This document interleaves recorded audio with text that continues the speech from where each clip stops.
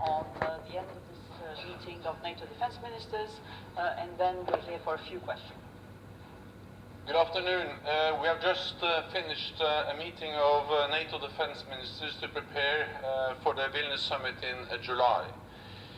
We met in the NATO-Ukraine Commission with Defense Minister Resnikov and EU High Representative Borrell.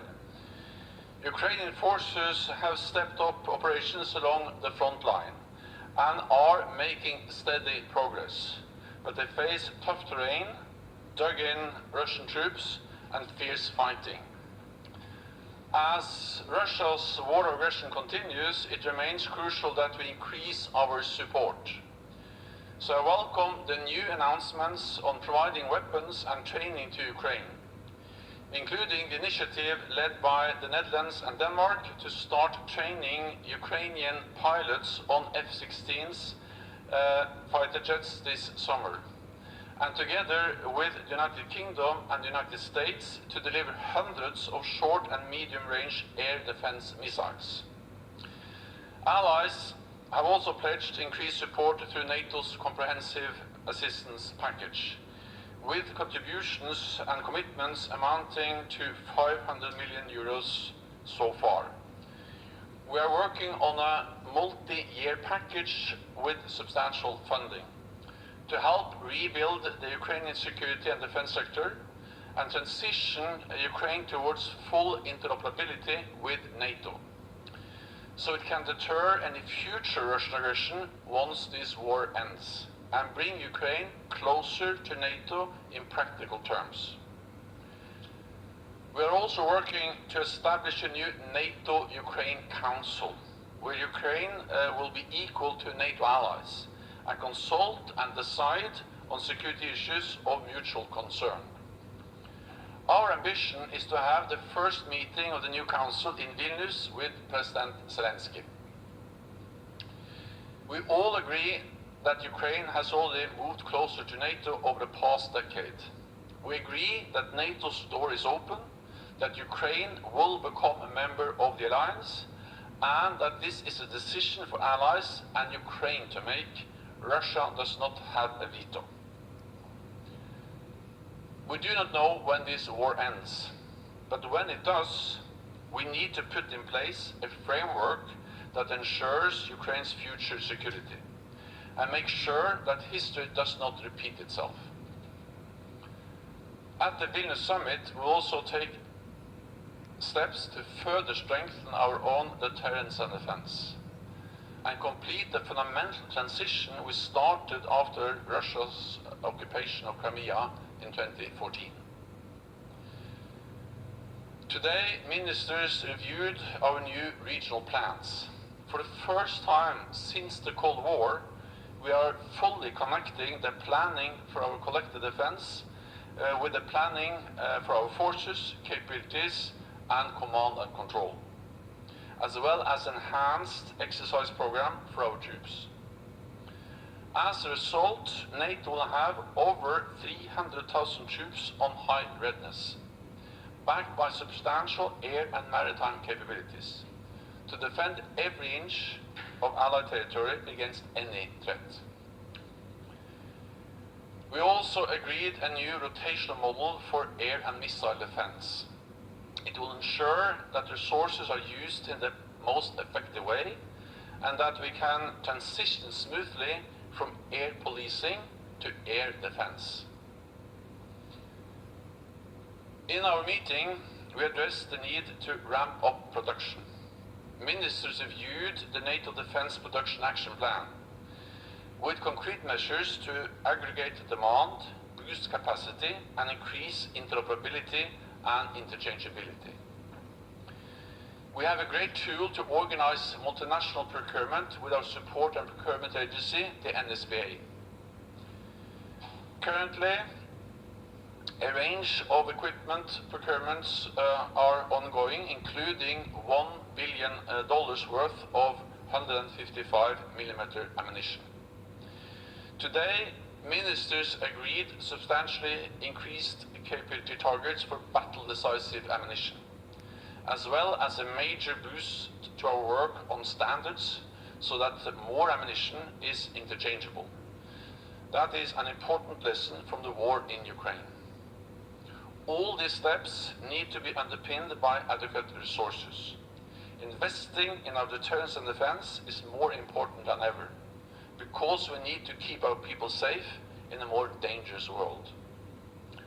I expect NATO allies to make a more ambitious commitment to defense investment in Vilnius, with 2% of GDP for defense as a floor, not a ceiling.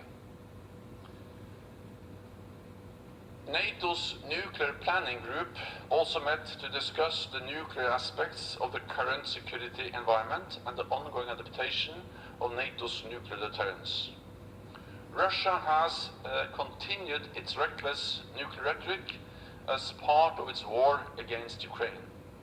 It has suspended the implementation of the New START treaty and has announced its intention to deploy nuclear weapons to Belarus. Iran and North Korea continue their nuclear and missile development programs, and I condemn North Korea's missile launches yesterday in a clear violation of multiple United Nations Security Council resolutions. At the same time, China pursues its rapid and opaque nuclear expansion. These challenges are of great concern to NATO, and we continue to adapt our nuclear deterrence to the changing security environment. And with that, I'm ready to take your questions. Start with the BBC.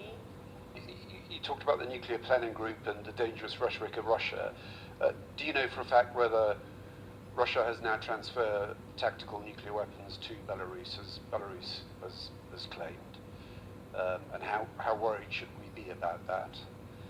My second question, it relates to, I mean, you made very clear NATO is continuing to supply arms, ammunition to Ukraine. At the same time, in Ukraine today are leaders of African nations who want to talk about peace.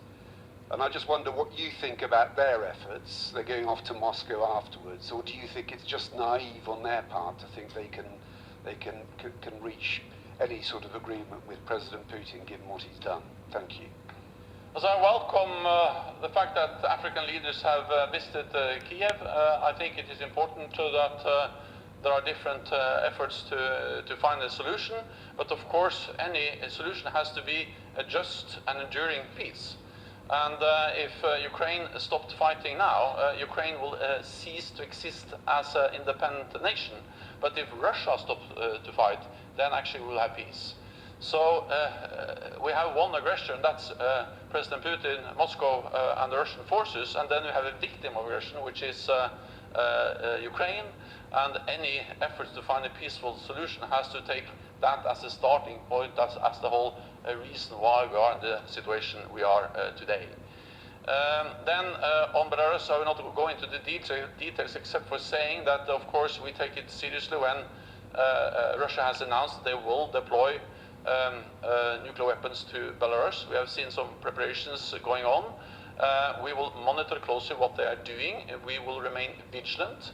And of course, this is part of nuclear messaging and nuclear rhetoric that we have seen over some time, part of a pattern we actually have seen over several years, where Russia has modernized nuclear weapons, deployed more nuclear weapons, also up in the high north, but now also for the first time deploying weapons, or permanently deploying weapons to Belarus.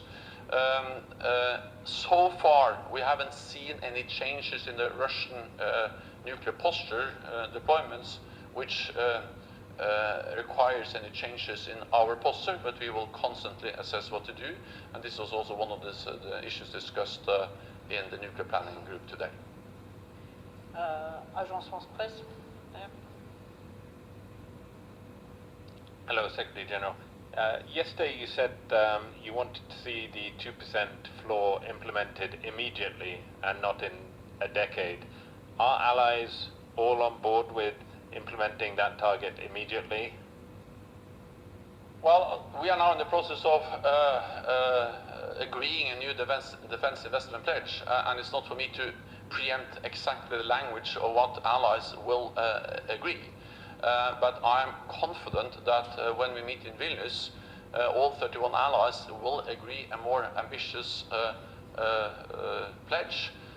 In 2014, we had this the defense investment pledge, where we refer to 2% as something we should strive towards, and over a decade. Now there is an imminent need to increase, immediate need to increase defense spending, and we should not have a one-decade perspective. And I think more and more allies also agree to the fact that 2% should not be some kind of ceiling, but a minimum. Because they realize that there is an urgent need to increase defense spending.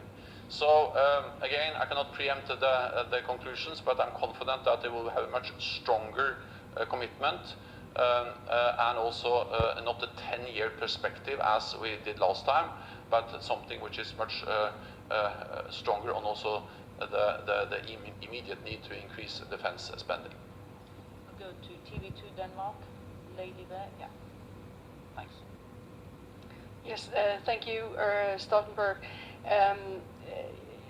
They will now start in Denmark and in the Netherlands to train the Ukrainian pilots for the F-15. And in Denmark there might be a discussion after the summer holiday, might be in August, about when and if also to donate Danish F-16 to